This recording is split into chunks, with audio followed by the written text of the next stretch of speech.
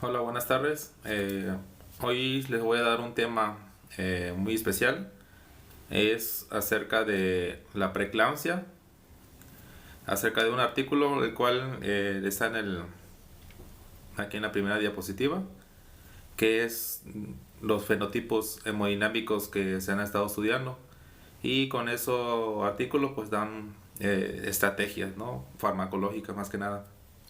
Vamos a analizar la fisiopatología de este planteamiento de estos fenotipos de la preeclampsia, así como también su análisis terapéutico y la relevancia clínica en pacientes con terapia intensiva, pero cardiocríticas, ginecocríticas. Los objetivos que vamos a tener en este trabajo, pues vamos a entender la tesis central, de qué se trata el artículo, vamos a diferenciar los fenotipos y con eso pues vamos a traducirlo a un tratamiento y también vamos a aplicarlo a terapias intensivas obstétricas. Aunque ustedes, por mi parte, pues nosotros analizamos estas literaturas y pues lo tratamos de traspolar a nuestras terapias intensivas. Así también ustedes, como íbamos adelantando de la ponencia, si tienen esos análisis hemodinámicos que vamos a hablar más adelante, pues también lo pueden aplicar en sus pacientes que les estén llegando en urgencias o en sus unidades privadas. Aquí el punto de vista más importante es que en la preeclampsia, pues la presión arterial es el punto de entrada. Todos los pacientes que pues se diagnostiquen con preeclampsia pues van a tener la descontrol hipertensivo, ¿no? Pero aquí hay que hacer una pauta. No solo nosotros solo vemos a nivel muy superficial la tensión arterial media y el descontrol de pero no describe el estado circulatorio completo. No sabemos cómo se encuentra su estado intravascular, sus resistencias, su gasto cardíaco. Entonces, permitir el análisis de estas consideraciones, pues mejoraría el tratamiento de los pacientes.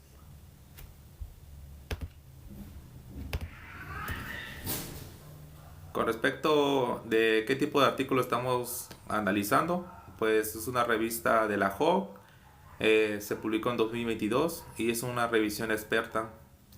El foco es hemodinámica materna. Aquí vamos a analizar el estado hemodinámico de los pacientes. Entre sus fortalezas, pues integra estudios de gasto cardíaco, resistencia vascular y de función arterial.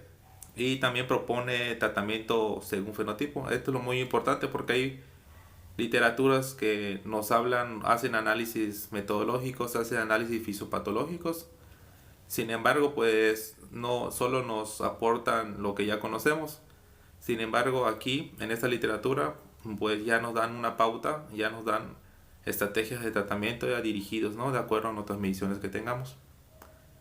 La limitación que tiene es que pues no demuestra que esta estrategia personalizada pues, reduzca mortalidad o eclampsia, ya que pues es muy difícil que se hagan estudios eh, observacionales o metaanálisis dirigidos a las pacientes embarazadas porque pues por el contexto, ¿no? de la severidad.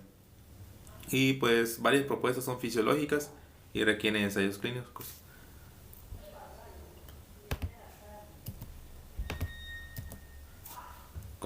Con respecto a la tesis central del artículo, haciendo una pauta aquí, si ustedes tienen alguna duda de todo lo que estoy hablando, pues me pueden comentar aquí en vivo y ya pues yo les voy respondiendo si tienen alguna duda. La preeclampsia pues no es una sola entidad hemodinámica. Aquí el artículo nos divide que se divide en dos fenotipos, en fenotipo A y fenotipo B. El fenotipo A es pacientes con preeclampsia con restricción de crecimiento fetal y fenotipo B es una paciente con preeclampsia sin restricción de crecimiento fetal. Aquí, ¿cuál es la pauta de este tipo? ¿Cuál es la pauta de este tipo de clasificación? Que en el fenotipo A, pues se caracteriza por un perfil de bajo flujo. ¿Qué quiere decir esto? Que las pacientes tienen un volumen efectivo disminuido, tienen un gasto cardíaco disminuido y tienen aumento de las resistencias vasculares periféricas. Aquí con respecto al volumen efectivo disminuido, aquí las pacientes pues nos llega una paciente, clásica paciente con preeclampsia, así edematizada, con aumento de volumen, hinchadita, pero nosotros atribuimos solo por verla que pues está sobrecargada, ¿no? Y esto no es así. Este tipo de paciente tiene mucha fuga capilar, mucho daño endotelial, entonces por este motivo pues su volumen intravascular a nivel de los vasos sanguíneos pues está disminuido, ya que este volumen plasmático efectivo se fuga al tercer espacio. Y entonces esta fuga de volumen pues traduce en que no tenemos una precarga adecuada, o sea, no le llega buen volumen al corazón y por ende pues el gasto cardíaco es disminuido, y como manera compensatoria pues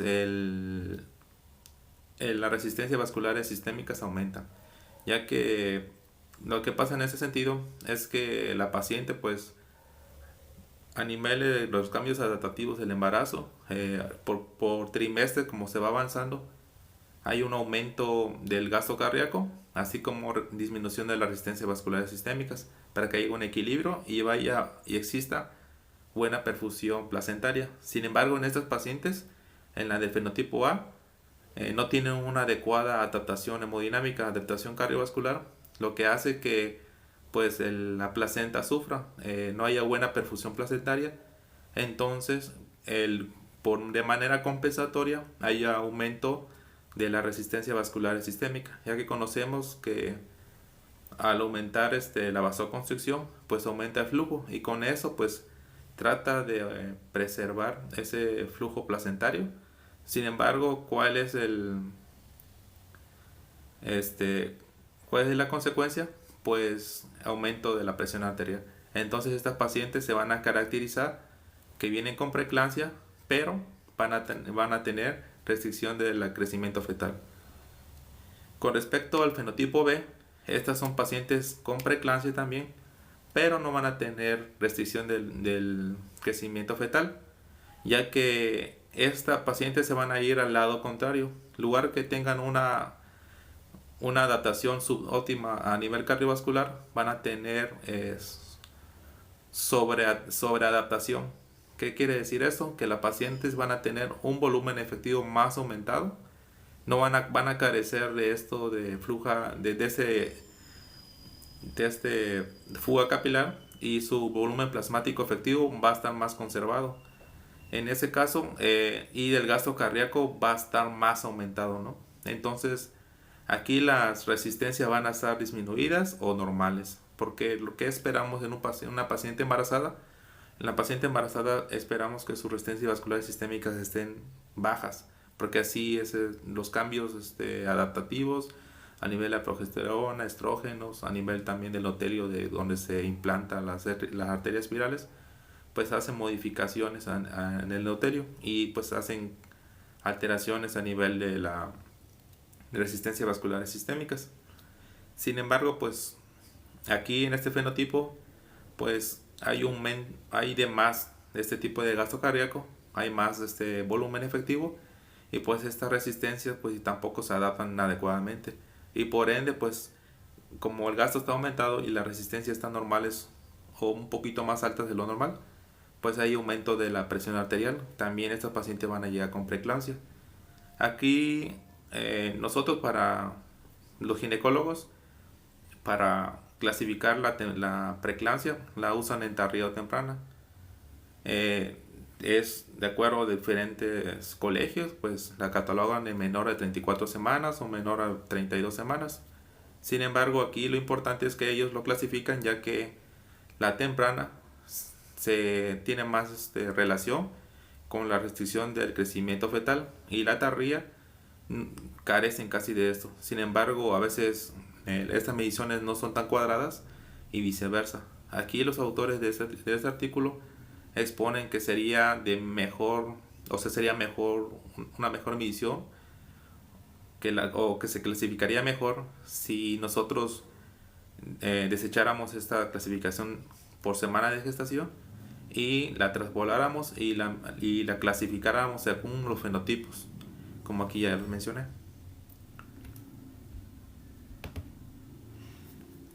Aquí le voy a hablar un poco acerca de la fisiología cardiovascular normal en el embarazo. Aquí el volumen plasmático en el embarazo pues aumenta de un 45 hasta un 55% casi al tercer trimestre. Aumenta también el gasto cardíaco desde el primer trimestre. Aquí tenemos una gráfica donde observamos el gasto cardíaco que va aumentando casi a finales del segundo y disminuye un poco al finales del tercer trimestre, así como también las resistencias vasculares sistémicas que tenemos en el primer trimestre, que están elevadas, que están normales, y empieza un descenso progresivo y se mantiene una bajada en el tercer trimestre. Aquí el nadir de la presión arterial media sería en el segundo trimestre, que es donde tenemos el gasto cardíaco está como en una meseta y disminuye la resistencia vascular sistémicas. Entonces el nadir, o sea, la depresión de la tensión arterial media, se caracteriza a mediados del segundo trimestre y continúa así hasta el término del embarazo. Sin embargo, pues, ¿qué pasa con el fenotipo 1? Que es la preeclampsia asociado a restricción del crecimiento fetal. Pues hay una disfunción placentaria, pues ya conocemos, ¿no? Y esta disfunción plaquetaria pues aumenta la resistencia vascular y por ende pues la rigidez arterial. Ya como lo había mencionado, aquí las pacientes tienen una subadaptación a nivel cardiovascular, a nivel del corazón. Entonces estas pacientes se caracterizan que tienen mucha fuga capilar y su volumen plasmático efectivo está disminuido. ¿Por qué? Porque su volumen y su gasto cardíaco por ende está disminuido, ya que su precarga se disminuyó. Entonces, ¿qué hace esto? Hay un descenso en la perfusión uteroplacentaria y entonces estos pacientes tienen productos caracterizados por restricción del crecimiento fetal, pero es porque tienen una hipoperfusión uteroplacentaria caracterizado por que su corazón, o sea, su nivel cardiovascular no tiene una adecuada adaptación.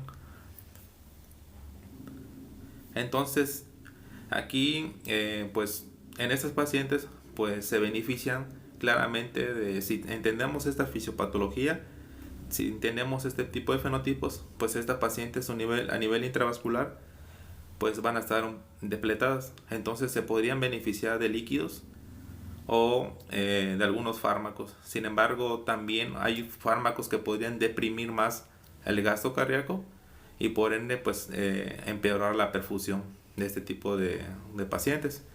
Entonces pues a veces nosotros en las literaturas hoy en día pues ya nos tratan de minimizar esta reanimación hídrica, o sea que no seamos tan severos con eso, que nuestra reanimación esté más abajo y más en este paciente, porque damos por hecho que tiene mucha fuga capilar. Entonces no queremos pasarle mucho líquidos a las pacientes embarazadas en este contexto. Sin embargo, si le hacemos un análisis, pues este fenotipo, la paciente sí se beneficiaría de líquidos. Con respecto al fenotipo 2, la preeclampsia sin restricción del crecimiento fetal, pues aquí hay una adaptación hiperdinámica. El gasto cardíaco aumenta, la frecuencia cardíaca también hay un aumento, y entonces las resistencias vasculares sistémicas, como lo vimos en el cuadro previo, tienen una DIR, tienen un descenso importante, pero estas resistencias van a estar un poco más elevadas junto con el gasto cardíaco, y junto con eso pues van a aumentar la tensión arterial media. Y el problema de este tipo de pacientes es que su volumen sistólico van a estar aumentado y con la taquicardia también. Entonces esos pacientes tienen más riesgo de edema pulmonar y falla cardíaca, ya que pues conocemos que la taquicardia pues disminuye la telediástole y pues al disminuir eso hace un círculo hacia que puedan desarrollar más edema pulmonar. Entonces aquí lo importante es que cuando tengamos esta consideración de este fenotipo, estos pacientes no tanto se van a beneficiar mucho de líquidos, sino también es esperado que nos hagan falla cardíaca, ya que pues si somos demasiado liberales con estos pacientes, o sea que les administremos 20 a 30 militos por kilo, pues esta con más frecuencia pues no pueden hacer edema pulmonar. Pues como le comenté, ¿por qué temprano todavía no basta? Esto es porque pues se hizo esta clasificación solo para como hacer pues en medicina pues a los médicos nos gusta clasificar, ¿no? Y pues esta clasificación ha estado desde muchos años atrás por parte de los colegios, pero para hacer una pauta, ¿no? De si llamarla temprano o tardía, ya que pues temprano o tardía tienen pues determinadas complicaciones y determinadas morbilidades, y tanto fetales como maternas. Sin embargo, aquí lo que hace este tipo de literatura, que nos da una siguiente propuesta, que pues nos llegue a los pacientes y determinemos si tienen o no restricción de crecimiento fetal, y pues vamos a ver si tienen gasto cardíaco conservado y sus resistencias. ¿Sí? Entonces aquí lo importante es que hagamos esta fenotipización, hagamos esta clasificación. Cuando nos lleguen nuestros pacientes, determinar si por parte de ginecología ellos nos exponen, tu preeclampsia, doctor, tiene restricción de crecimiento fetal. Entonces lo que tenemos que hacer nosotros es clasificar, sacar su gasto cardíaco, sacar sus resistencias vasculares sistémicas y pues determinar, ¿no? Ya la conducta. Y aquí otro parámetro importante es que el restringimiento de crecimiento fetal puede aparecer a cualquier edad gestacional. Nos puede llegar una paciente con embarazo mayor a 34 semanas y sí esté con restricción de crecimiento fetal, o una paciente menor a 34 semanas y que no tenga restricción, ¿no? O sea, no hay que ser cuadrados también. Pueden haber sus demoles, pueden haber cosas que se salgan de la literatura. Sin embargo, aquí nuestro compromiso, nuestro deber es tratar de fenotipizar, tratar de evaluar adecuadamente este tipo de pacientes para ofrecerles el mejor tratamiento, ¿sí? Entonces aquí pues la pregunta práctica pues cambia, dice, no solo vamos a preguntar cuántas semanas, sino vamos a nosotros a preguntarnos qué fenotipo cardiovascular y fetal tiene esta paciente. Aquí pues ya que nos llega la paciente con pues descontrol tensional, es muy importante que haga hincapié en esto, que las pacientes que nos lleguen con hipertensión, sigamos las directrices internacionales o nacionales de acuerdo a guías de práctica clínica, de acuerdo a colegios, de fármacos de primera elección, de segunda elección, de tercera elección, si hay que darle sulfato de magnesio. Independientemente de eso, eso lo tenemos que hacer, ¿sí? Pero pues aquí nosotros tenemos que tener esa pauta para personalizar los tratamientos, ya que pues todos los pacientes pues no usaremos la misma receta de cocina, así que a todas las preeclámpticas les vamos a dar manejo tales de líquidos, porque no es así, porque cada paciente es diferente. Entonces, ¿qué vamos a hacer? Pues muy importante, vamos a monitorizar la tensión arterial, también lo podemos valorar de presión de pulso. Lo ideal sería pues que tengamos una línea arterial para pues tener una adecuada medición. Sin embargo, pues en muchos pacientes pues no los tenemos. Entonces aquí ¿qué sería lo más útil? Si tienen pues monitoreo mínimamente pasivo o moderadamente invasivo en una paciente embarazada, pues podrían usar ya sea sus prototipos, sus hardware, ¿sí? O su software para que puedan analizar y sacar su gasto cardíaco y resistencia vasculares sistémicas de manera automática, ya que pues esos dispositivos lo pueden hacer. Sin embargo, pues si nosotros no tenemos, pero pues tenemos un eco a pie de cama, pues en lo que hacen la valoración de la paciente, pues podemos hacer un monitoreo dinámico. Aquí pues le tengo en el gasto cardíaco, pues le tengo la fórmula, ¿no? De cómo sacar el gasto cardíaco por eco. Aquí pues nada más medimos el tracto de salida, lo dividimos entre 2, lo multiplicamos al cuadrado y por 3.1416. De ahí lo multiplicamos por la frecuencia cardíaca y nos da el gasto cardíaco. Posteriormente sacamos las resistencias vasculares sistémicas, que ahí les dejo la fórmula. Y pues la PVC pues la sacamos con la salida de la vena cava. Pues le hacemos una cavita a la paciente, vemos más o menos, medimos cuánto mide y cuánto con la salida, si es 50 menos 60 o si mide tanto de 2.1. Entonces ahí podemos hacer la clasificación. Existe un cuadro que pues está muy difundido y ahí podemos estimar cuánta de PVC pues tiene por ecocardiografía. Y de ahí, ya que ya tenemos el fenotipo que pues nos diría si la paciente tiene un producto con restricción de crecimiento fetal, ya le sacamos el gasto cardíaco y ya sacamos las resistencias vasculares sistémicas. Entonces ya con eso pues podemos hacer una clasificación, ¿no? También pues hay otras herramientas mencionadas en el artículo, que ahí se las describo, pero pues si no las tenemos o si las tienen pues pueden hacer uso de ellas. ¿Y qué es lo que tenemos que hacer nosotros? Pues lo ideal sería que cuando nos lleguen estas pacientes le hagamos el abordaje pues, que tenemos que hacer, ya sea del manejo del control tensional, sulfato de magnesio, etcétera.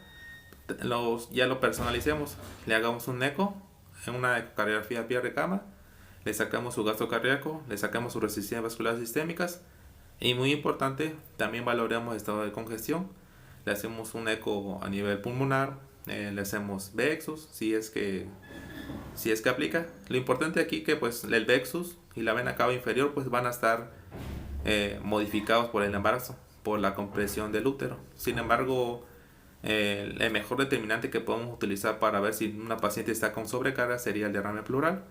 Ahí en el grupo del Telegram pues voy a añadir el estudio en donde el derrame pleural pues tuvo mejor comportamiento, inclusive mejor que el Vexus y que otros parámetros para documentar datos de congestión sistémica. Entonces pues aparte de medir si tiene pues, perfil B a nivel pulmonar, pues también hay que documentar si tiene o no derrame pleural la paciente. Ya que tenemos todo eso, pues tenemos que hacer todas esas mediciones para poder clasificar. ¿Sí? Ok.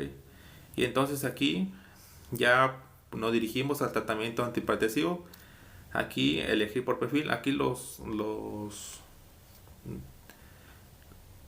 investigadores del artículo pues nos dan estas dos perfiles y nos dan el tratamiento dirigido de acuerdo a qué perfil. Ya como vimos en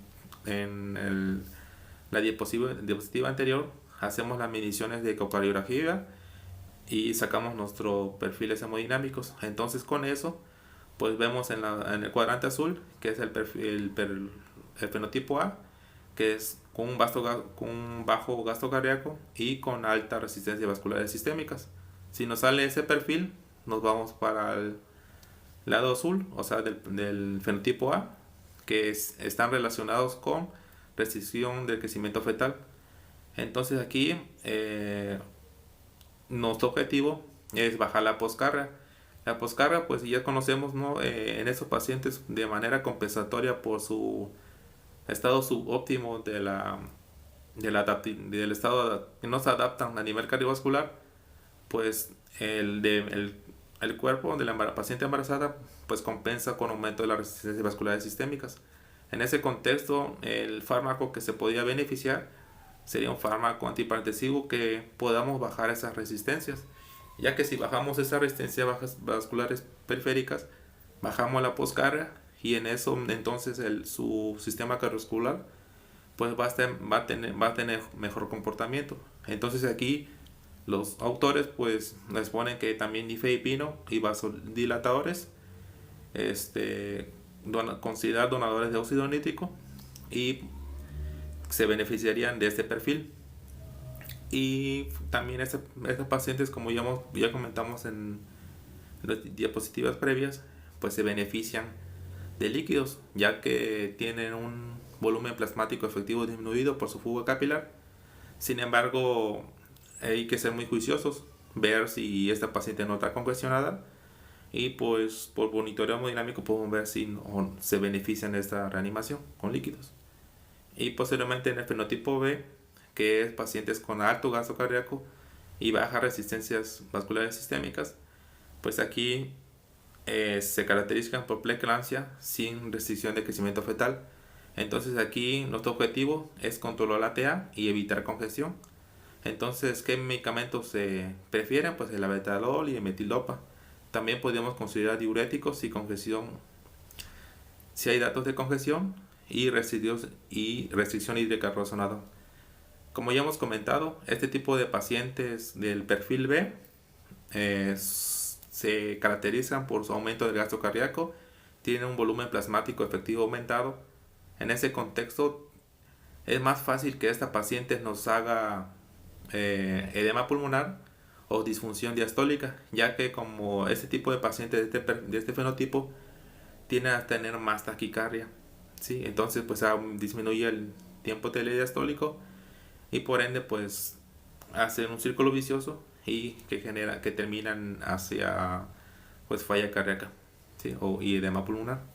Entonces en este sentido pues estos pacientes hay que ser juiciosos, no administrarle bolos o líquidos así a diestra y siniestra, sino que ya nosotros sabemos que esta paciente pues viene con preeclampsia, le dimos su tratamiento inicial, pero sabemos ya le pegamos el eco cuando llegó y ya sabemos qué perfil tiene y ya sabemos que estas pacientes nos puedan hacer falla cardíaca. Esto es lo muy importante porque hay pacientes que, por ejemplo, hay pacientes que nos llegan hipoperfundidas, nos llegan con otro tipo de alteraciones que sí ameritan manejo con líquidos.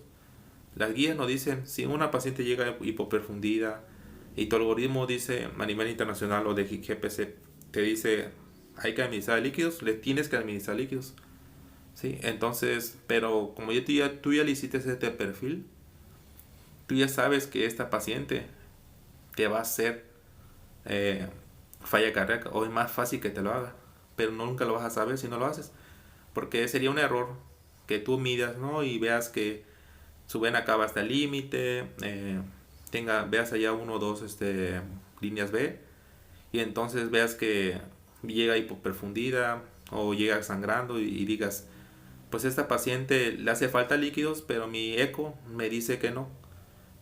Entonces ese sería un error no pasarle eso, ¿sí? La ecocardiografía es una herramienta que nos va a tomar las decisiones, las mejores decisiones que nosotros vamos a tomar en estos pacientes y en el resto de los pacientes de la clínica, ¿sí? Veamos clínicamente cómo está nuestra paciente, si hay datos de hipoperfusión se reanima, pero en este tipo de pacientes de fenotipo B, pues es más fácil que nos haga falla cardíaca. Entonces pues nosotros es esperado. ¿Y qué pasa con eso? Te preparas. Puedes ya pues le haces monitoreo, ¿no? Sabes que si le vas a pasar una carga, ahí le vas pegando el eco, ¿no? Para ver si no te hace falla cardíaca. Y los autores pues aquí nos exponen, ¿no? Las recomendaciones de qué antihipertensivo pues se beneficia cada fenotipo. Sí, pues y como lo hemos comentado, pues aquí ya de manera más razonada, pues no hay que dar volumen por protocolo, no diurético por reflejo, sino que, como les digo, nos llega esta paciente, personalizamos nuestro tratamiento porque ya le pusimos el eco.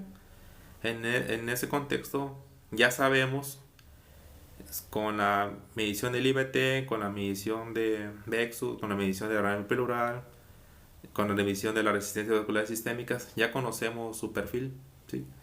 Entonces aquí ya sabemos si estas pacientes o no se benefician de líquidos o se benefician de diuréticos. Aquí es muy importante, los puntos de corte en paciente embarazada no están determinados, pero podemos pues hacer los puntos de cortes de ya parámetros establecidos. Por ejemplo, ¿cómo sabemos que una paciente tiene bajo gasto cardíaco o gasto cardíaco aumentado? Con la IVT, ¿sí? Integral velocidad de tiempo. Nosotros cuando hacemos el eco, lo ponemos 4 cámaras y ponemos el Doppler pulsado pues en la salida de la válvula aórtica, pues nos da ponemos el IVT en Doppler pulsado y pues ahí nos da, si tiene menor a 18, pues consideramos que esta paciente pues tiene un gasto cardíaco disminuido. Si nos tiene mayor a 18 o mayor a 22, pues está aumentado este gasto cardíaco. Lo normal de una paciente es de 18 a 22, que ya está establecido que es el IVT. Pero el problema en las pacientes embarazadas es que los protocolos de reanimación, los protocolos de algoritmos de este tipo, pues no están validados, porque pues no es muy poco factible que se hagan metaanálisis de este tipo de pacientes. Entonces todavía no existe. En ese contexto, pues partimos de lo que ya tenemos, ya lo conocemos como por parte de terapia intensiva, que los puntos de corte del IVT, del integral velocidad de tiempo en Doppler pulsado, 4 cámaras, es menor a 18. Si llega tu paciente menor a 18, sabes que su gasto cardíaco está disminuido y esperarías que sus resistencias están altas para compensar. Y en cambio, con el otro perfil B, pues el gasto cardíaco puede ser que te llegue de 23 o no sé, de 25, 27, y sabes que está hiperdinámico, que es un gasto cardíaco aumentado, y esas pacientes pues te pueden hacer más fácil falla cardíaca, ¿no? Y pues el algoritmo que pues lo que proponemos, que propone la literatura, es que pues primero trates la preeclampsia, ¿no? Si te llega con preeclampsia, pues ya sabes, ¿no? Confirma su severidad, haces todos tus abordajes que tienes que hacer. Posteriormente le haces el perfil fetal. Aquí pues puedes ver de la mano del ginecobstetra, que es el experto en este tipo de consideraciones. Ves, aquí se documenta si este paciente tiene un producto con restricción de crecimiento fetal, y ya con eso ya tienes la primera perla, o sea, la primera fase. Ya tienes si tiene o no con restricción de crecimiento fetal. Pues anteriormente tú ya haces tus mediciones, le haces tu perfil hemodinámico con gasto cardíaco, resistencia vasculares y congestión. Y ya con eso ya sacas, ¿no? Si tiene aumento o disminuye de las resistencias, ya la clasificas y posteriormente ya evalúas tu estrategia y lo reevalúas. En ese contexto, pues ya aquí tengo pues en el cuadro azul y en el cuadro amarillo, pues ya tengo los dos fenotipos, ¿no? Y pues aquí ya tengo las consideraciones que ustedes tienen que ver cuando tengan este tipo de pacientes, y ya lo hemos mencionado en las diapositivas previas. En el primer tipo, pues una vasodilatación racional, ya que esas pacientes van a estar con mayor vasoconstricción, mayor aumento de la poscarga. Entonces hay que encontrar fármacos que nos hagan un poco más vasodilatación, que disminuyan esas resistencias, y por ende nuestra poscarga disminuya y nuestro gasto cardíaco mejore, y evitar fármacos que depriman el gasto cardíaco. Y en el fenotipo B, que se caracteriza por aumento del gasto cardíaco y disminución de las resistencias, pues lo prioritario es control de la TA, y si tiene datos de congestión, pues hay que darle tratamiento para eso. Y si tenemos ahí un perfil B en el pulmonar, pues ya le damos manejo con diurético, ¿no? Y manejo de líquidos restrictivos. Y como siempre, haciendo énfasis en que ustedes van a personalizar este tipo de pacientes, y pues en paralelo tienen que dar el control de sulfato de magnesio, control de la TA severa, vigilancia materno-fetal y decisión obstétrica. Eso independientemente lo tienen que hacer. O sea, los protocolos, como ya están establecidos de control de TA, ver si tiene criterios o no de interrupción del embarazo, etcétera, se tienen que seguir. Pero tú ya le hiciste ese plus, ya le hiciste este monitoreo hemodinámico, ya le sacaste el perfil hemodinámico de este paciente, y tú ya sabes cómo se va a comportar, o de menor manera ya sabes cómo se puede comportar, y qué tratamiento se beneficiaría de la paciente. Y pues como parte de la crítica del artículo, pues lo adaptable de hoy, pues aparte de la TA que pues llega a urgencias o su área de donde llegan sus pacientes, pues aparte de medir la TA, pues hay que hacerle estas misiones que le comentamos, y evitar tratamientos a ciegas, porque ya conocemos estos perfiles. Y es muy importante que esto es dinámico. Le haces una reanimación, inicias tal antihipertensivo, esperas un momento y le tomas el eco. O sea, reevalúas cómo se comporta esta paciente, ¿no? También puedes hacer reevaluaciones, ves cómo se comporta a nivel gasométrico, ves cómo se comporta a nivel renal, ¿sí? A nivel hemodinámico, a nivel sistema nervioso central, si la paciente está agitada o no, si su sistema tegumentario mejora o no, su llenado capilar mejora. Entonces tú vas a hacer pues el monitoreo hemodinámico. Lo ideal sería por ecocardiografía, que pues es más lo que tenemos a la mano, y siempre guiarnos de la clínica. Y pues qué es la contras de este artículo, que pues no está demostrado todavía que esa terapia que se propone, que ya comentamos, mejore desenlaces, ¿sí? Por ejemplo, que mejore la mortalidad, que mejore la morbilidad en tal tiempo, y pues que protocolos universales de manejos con fármacos de tipo óxido nítrico donadores no existen, o sea, en este tipo de pacientes pues no existen. Y puntos de corte perfectos de gasto cardíaco resistencia en embarazo crítico no hay todavía. Quizás en, no sé, en 5 o 10 años que ya hagan análisis de multivariados, quizás ya puedan hacer un consenso de qué perfiles hemodinámicos y que quizás, no sé, 5 o 10 años ya no digan que un gasto cardíaco en la paciente de embarazada crítica sea menor a 17, o sea, o se considere gasto cardíaco alto mayor a 22, mayor a 23. Eso lo vamos a ir viendo, ¿no? De acuerdo a su evolución de toda esta, de la medicina. Aquí, pues, una consenso de expertos tiene una evidencia más disminuido, ¿no? Que, pues, por supuesto que los metaanálisis. Sin embargo, pues hay que considerar que en la medicina hay muy pocas cosas medibles hoy que digas tiene un nivel de evidencia 1A. La mayoría de las intervenciones, si ustedes se ponen a analizar de los tratamientos que dan, de los monitoreos que dan, si tratan de analizar y tratan de buscar su nivel de evidencia, muy poco van a ser 1A. Siempre van a ser casi la mayoría revisión de experta.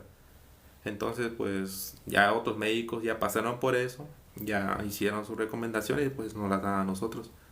Y pues, ¿qué nos queda a nosotros? Medir y publicar, ¿sí? Que sería como que la pauta, ¿no? Que tenemos que hacer pues, para mejorar todas estas condiciones.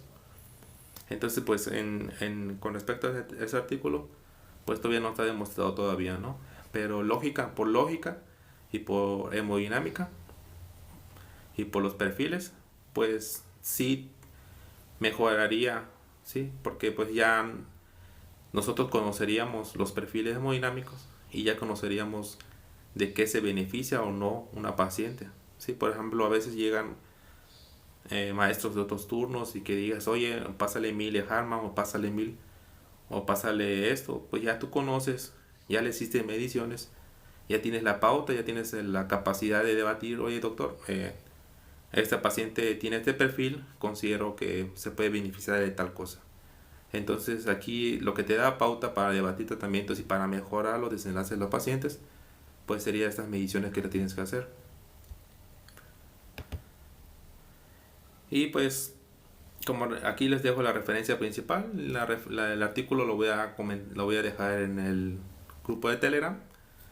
Y pues a grandes rasgos, el artículo propone una estrategia fisiológicamente sólida. O sea, por todo eso que ya comentamos, eso ya está documentado, ya está medido, ¿sí? Previamente. Entonces, pero aún requiere ensayos clínicos robustos para convertirla en un protocolo terapéutico universal.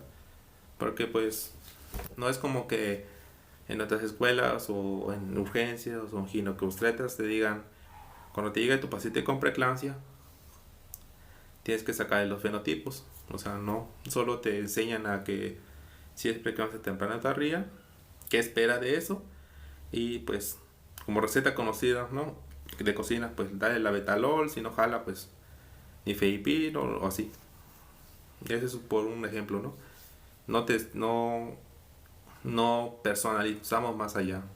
Aparte que pues tengamos otras desventajas, pues no, en muchos servicios pues tienen muchos, no sé,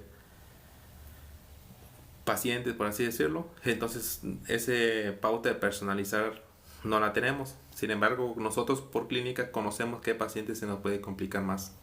Entonces, lo ideal sería que pues personalicemos a todas las pacientes y por ende eh, ofrezcamos un mejor tratamiento a las pacientes. Y con eso, pues créanme que pues reduciremos los desenlaces fatales y reduciremos pues medicamentos o intervenciones que pueden hacerle mal a una paciente. Y con esto pues finalizo la ponencia de perfiles de los fenotipos, ¿no? De estos dos fenotipos que se están investigando en la preeclampsia. Si tienen alguna duda pues me lo pueden comentar ahorita. Si no, les dejo el video en mi página de YouTube. Allá está en mi perfil. Se encuentra mi referencia, o sea, se encuentra mi link con. Y ahí pues voy a tener la ponencia. Cada semana pues voy a ir dando ponencias y pues ahí les voy a ir dejándolas para que la puedan ustedes con más calma pues ya revisar. Si no tienen alguna duda, pues sería todo. Y muchas gracias por su tiempo.